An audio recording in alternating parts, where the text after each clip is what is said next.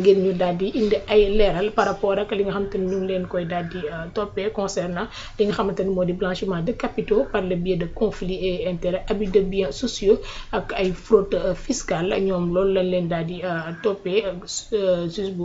troisième cabinet loolu la daal di teg suñu loxo moom mais nga xamante ni moom moo di Georges Dutel bu ñu fàttalikoo dañ ko daal di def sous bracelet électronique ginnaaw bi nga xamante ni naroon naa génn réew mi ñu daal di koy jàppee ci aéroport moom ak ay njabootam indi ko def ko sous bracelet électronique ki nga xamante ni nag moom moo di Franck Attal moom depuis 2019 la gëj a dugg fi nga xamante ni moom moo di ci Sénégal looloo waral ba ab mandat d'arrêt international mën nañ ko teg ci doddam ngir jëli ko mu daal di ñëw fii nga xamante ni moom moo di Sénégal indi ay leeral par rapport ak li nga xamante ne ni ñu ngi koy daal di teg seen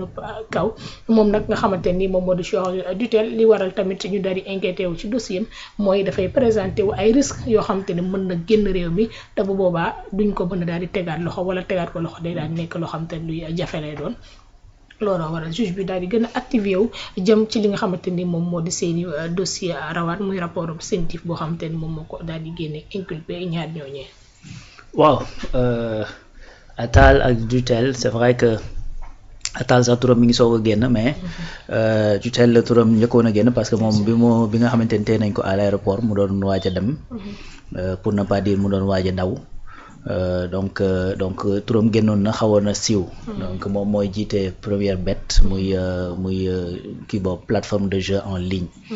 donc nga xam ne c'est différent de 1xBet bi nga xamante ni moo tax ku mel ni Lat Diop ak Mohamed Dieng am ay jafe-jafe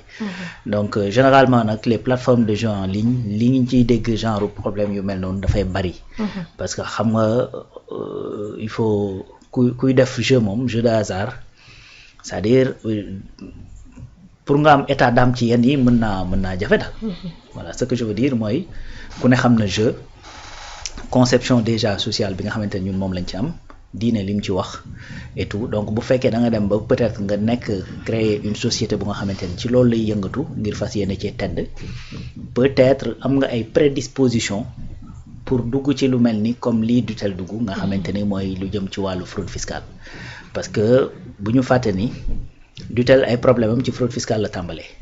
mais fraude fiscale c'est-à-dire boo ci nekkee dafa am ay yeneen infraction wala ay yeneen délit ou crime yoo xamante ni connexe lay doon parce que bu fekkee da nga détourner dara il faut forcément nga blanchir ko bu dee da nga détourner de l'argent xaalis boo defee fraude fiscale tamit il faut forcément nga blanchir ko léegi nag activité de blanchiment boobu daa bokk ci li CENTIF di wër moo tax boo xoolee ay problème am fan la tàmbalee fraude fiscale donc bis bu ñu ko tuddee ci loolu kon da ngay xam ne administration fiscale sénégalaise bi nga xamante ne moo ko doon topp ba teelu woon ko kon am na ci lu mu teewoon am na ci lu mu jàppoon parce que nag Dutel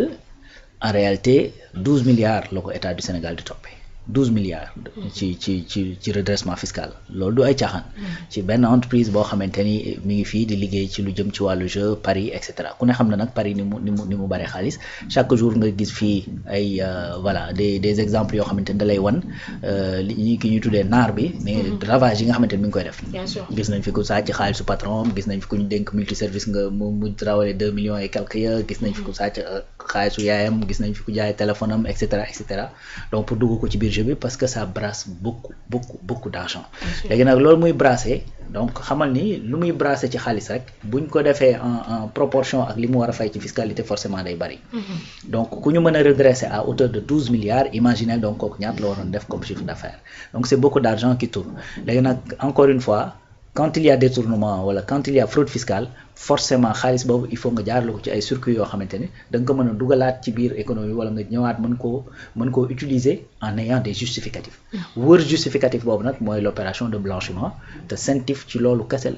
lay dox effectivement tout ce qui est blanchiment de capitaux tout ce qui est financement du terrorisme ak yu demee noonu donc tey c'est une suite logique que Fisc Sénégal di ko toppee loolu que CENTIF récupérer le dossier puisque effectivement bu fekkee ni da ngay jël loolu ci xaalis forcément il faut nga blanchir ko fenn léegi nag généralement blanchiment de capitaux bon benn nit mën ko def c'est-à-dire comme tey nga yër benn 12 milliards wala benn 2 milliards wala benn kii bëgg ko blanchir forcément di nga am foo ko jaarale soit di nga ànd ak peut-être koo xamante dafa nekk ci banque soit nga ànd ak koo xamante dafa nekk dans l'immobilier soit nga ànd ak kenn koo xamante ni dafa nekk di créer peut-être yenn sociétés yoo xamante ni dina génn liquidité soit mu nekk ci showbiz bi soit ci lamb ji comme ni ko ancien président CENTIF bi waxee woon ne vraiment lamb ji bi mu nekkee président CENTIF gis na fa ay opération de blanchiment yu bëree donc dès l'instant que loolu am rek nga ànd ci keneen rek c'est-à-dire l'association dafay dugg donc association bi donc bu duggee forcément yeneen i tour dana génn te comme nag Dutel Premier Bet da doon liggéey ak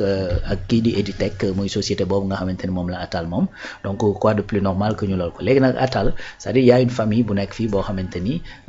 une famille Attal je sais pas ndax Attal bi fa la bokk ou pas mais je pense que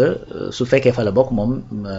comme li daal Bourget yooyu mooy famille libano-sénégalaise yooyu nekk fii donc c'est normal que bu fekkee ne dañ ko tudd nekkul Sénégal ñu defal ko mandat d'amener donc comme mandat d'amener bi nag bu ñu la mënta gis ne yaa ngi bitim réew te mooy li nga wax depuis 2019 mi ngi bitim réew donc su boobaa forcément boo deful ndànk bu ñu demee ba amuñu ci pexe li ñuy def mooy mandat d'arrêt international pour mën koo indi donc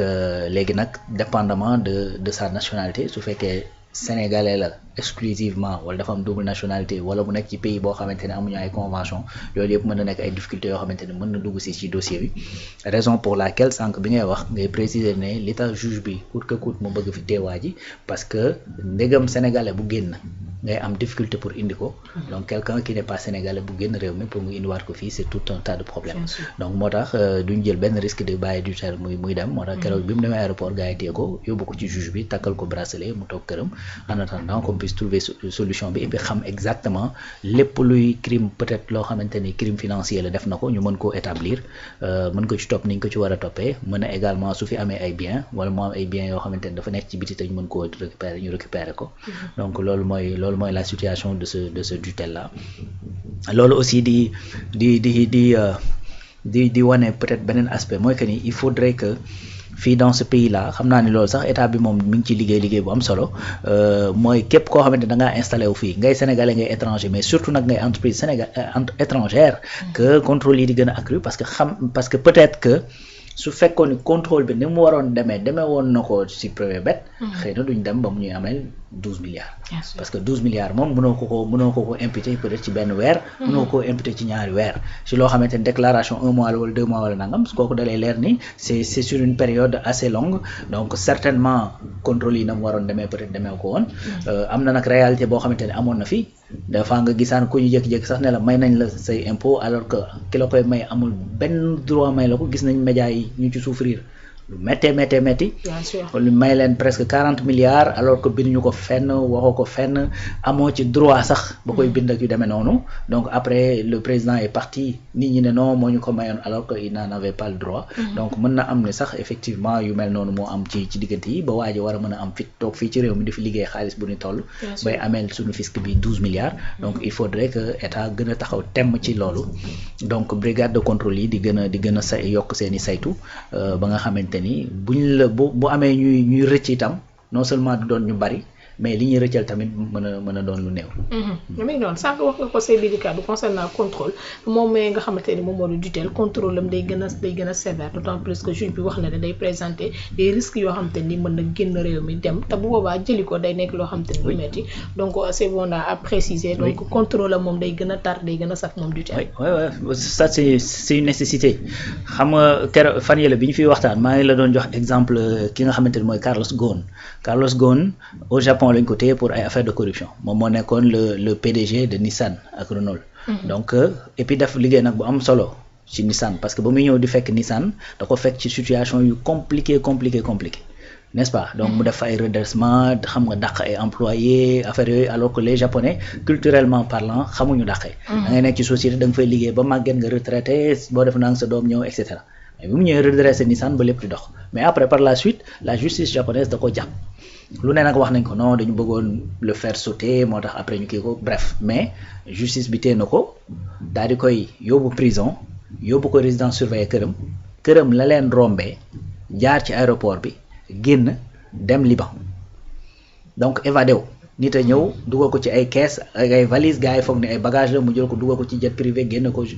lool parce que il en avait les moyens tout simplement quelqu'un qui est capable de détourner du fisc 12 milliards wala boog ku ñuy soupçonner détourner nga 12 milliards du fisc kooku mënoo ñàkk ay moyens te encore une fois l'industrie du jeu dafa nekk industrie bu opaque ba pare bëri ay lu xóor yu nekk ci biir c'est-à-dire ay connexion yu graaw yu dul jeex la xam na donc tey mën nga am ni ña nga xamante ni ñoo doon ay patron am nekk ca kaw te xamoon ni lii nii mën nga leen koy liggéey yu demee noonu yor doole ju baree bari buñ ko bëggee génne Sénégal ku ne xam na Sénégal wax dëgg fa yàlla parfois nag le cas Doro Gueye c'est un exemple patent koo xamante ni da nga nekk surveillance judiciaire après nga génn réew mi nii ba mën a dem France ñu gis la ba tey mënuñu laa indi c'est un exemple patent donc risque boobu justice du ko jël moo tax keroog may rappelé ne même buñ lay jox liberté provisoire wala ñu lay takkal bracelet c'est-à-dire le juge dafay jauger ndax yow bàyyi la ci biti c'est pas un danger pour son dossier danger pour son dossier nag mooy yow ndax nekkoo en menace ndax doo menacer keneen ndax doo soudoyer ay nu ma koy tudd ay témoins ak ay affaires yooyu tout ça donc ndax doo daw bu jauger yooyu yëpp nag ci la naan comme y a pas de risque wala risque bi lu faible la bàyyil ma kii ko donc encore une fois comme le dit l'expression des risques da nga koy éliminer wala nga neutraliser ko je pense que actuellement le juge est en train de neutraliser les risques. Bien sûr. Binta Laye en dehors li nga xamante ni moom moo di problème mu fisc bi nga xamante ni